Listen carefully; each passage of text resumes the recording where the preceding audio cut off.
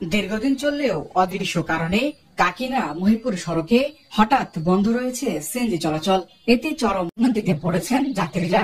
বিশেষ করে উত্তরের চিকিৎসা রাজধানী খ্যাত রংপুরে স্বাস্থ্যসেবা নিতে আসে আশপাশের জেলার লাখো মানুষ।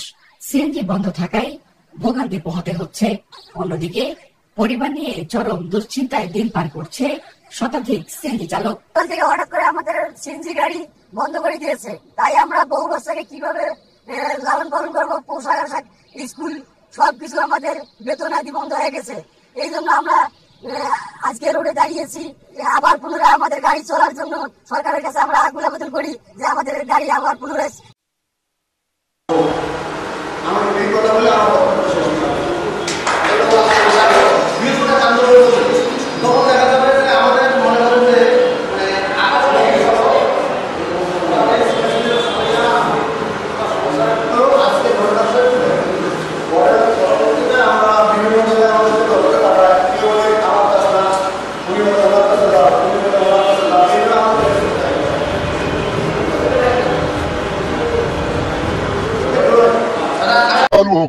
আমাদের আজকে সহ দুদিন থেকে আমাদের গাড়ি ঘোড়া বন্ধ হয়ে যায়। আমরা অচল হয়ে গেছি।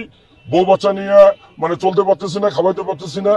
হঠাৎ করে কি হলো আমি নিজেও জানি না। হঠাৎ করে আমাদেরকে দেখলে দিল যে গাড়ি চলা যাবে না। একসময় আদিতমারি, কালীগঞ্জ, হাতীবান্ধা ও পাটগ্রামের মানুষ লালমনিরহাট জেলা শহর হয়ে রংপুরে প্রবেশ করতেন। এতে বিভিন্ন ভোগান্তিতে পড়তে হতো যাত্রীদের। তবে শেখ হাসিনা দ্বিতীয় তিস্তা সেতু চালু হওয়ার পর স্বস্তি পেয়েছে এই 4 উপজেলার মানুষ। আঞ্চলিক সড়ক হওয়ায় বাস চলাচল করে না এই সড়কে। সহজে রংপুর যাতায়াতের একমাত্র ভরসা 3 চাকার বাহন সিএনজি।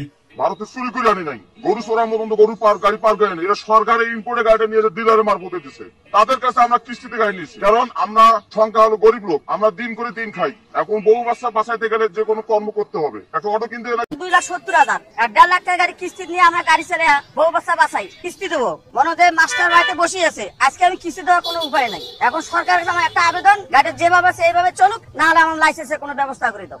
আমরা গাড়িগুলো ক্রয় করছি, এখন গাড়িগুলোকে অবৈধ বলা হচ্ছে। কেন বলা হচ্ছে আমরা তো এটা নিয়ে আমরা, কিন্তু ঘটনা হচ্ছে সরকার কিনে নিয়ে আসছে, আমরাও কিনছি।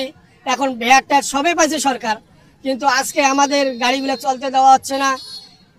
এখন আমাদের এই পরিবারগুলো নিয়ে আমরা কি করবো? গাড়িগুলো তো কিস্তিতে উঠাইছি, এখন আমরা এটার বৈধতা চাচ্ছি এবং চলার অনুমোদন চাচ্ছি। যে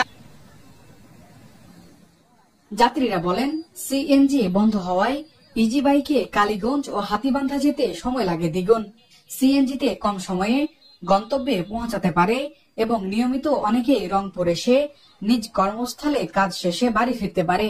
এদিকে গাড়ি চলাচলের দাবিতে আজ দুপুরে নগরীর বাংলাদেশ ব্যাংক মোড়ে মানববন্ধন করে সিএনজি চালকরা।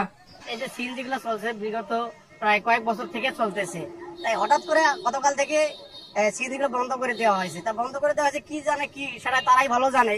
তা আমরা চাই যে সিএনজি গুলো অতি তাড়াতাড়ি যেন সিএনজি গুলো চালার ব্যবস্থা করে দেয়, কারণ এগুলা ড্রাইভার এখানে অসংখ্য মানুষ করে খাচ্ছে। জানা যায়, আটক ও মামলার ভয়ে সিএনজি চলাচল বন্ধ রাখা হয়েছে। চালকদের দাবি, তারা দীর্ঘদিন ধরে যেভাবে গাড়ি চালিয়ে আসছে তা যেন বন্ধ না করা হয়। এই সড়কে সিএনজি চলাচল বন্ধ হলে শতাধিক পরিবারকে না খেয়ে থাকতে হবে। বন্ধ হবে তাদের সন্তানদের লেখাপড়া। ইজু আহমেদ, বাণিজ্য।